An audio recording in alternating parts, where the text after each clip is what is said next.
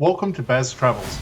After driving 14,826 kilometers through 24 states and Washington, D.C., I've seen rocket launches to the Grand Canyon and Hoover Dam. I've explored Route 66, ghost towns, deserts, snow, and beaches on both coasts. From Vegas casinos to Alcatraz, the White House to Hollywood. Join me for a journey of the ordinary and the extraordinary. Loading destination. Simulation starting in 3, 2, 1.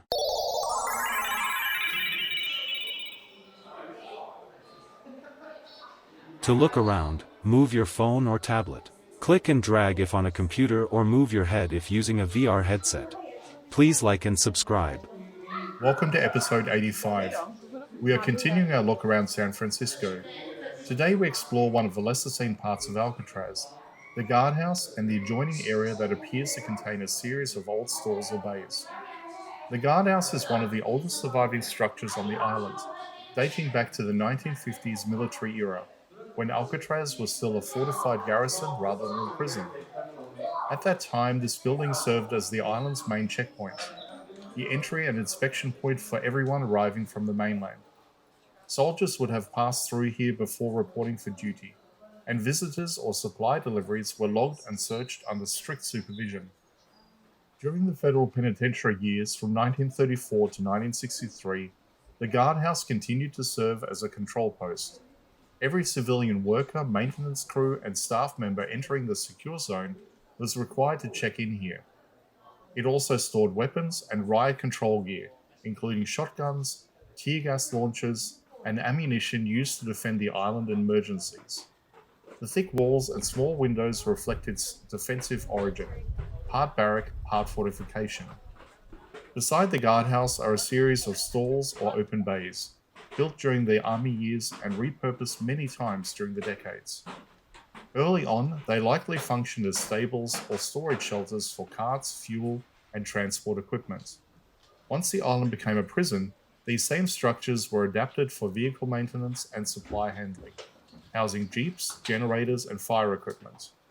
Their placement near the main road and dock made them ideal for quick access, one of the few flat sections of terrain on Alcatraz suitable for such facilities. Standing here, you can see how these modest structures reveal the island's layered history. Each phase, military, federal, and later National Park Service, left its mark. The masonry foundations date to the 19th century, the concrete additions to the 1930s, and the corrosion on the metalwork shows just how harsh the marine environment is.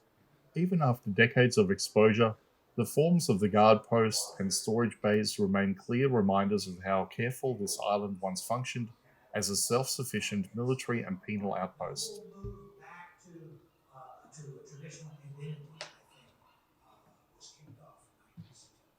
Well, I had no idea what it was, even though I lived on a reservation. I grew up around Indians, or earlier, my younger years, I was around Indians, but I didn't know what it was. I think the occupation of Alcatraz did a lot for all Indians, even the people that didn't participate.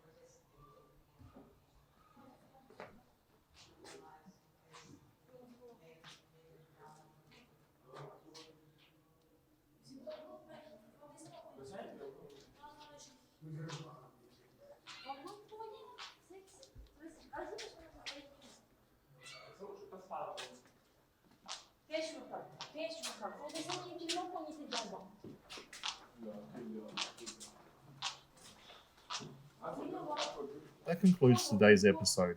Our short exploration of the guardhouse and the adjacent stalls, one of the oldest corners of Alcatraz, and a glimpse into the island's working backbone that supported everything from military defenses to daily prison operations. Simulation terminated. Please comment, like and subscribe.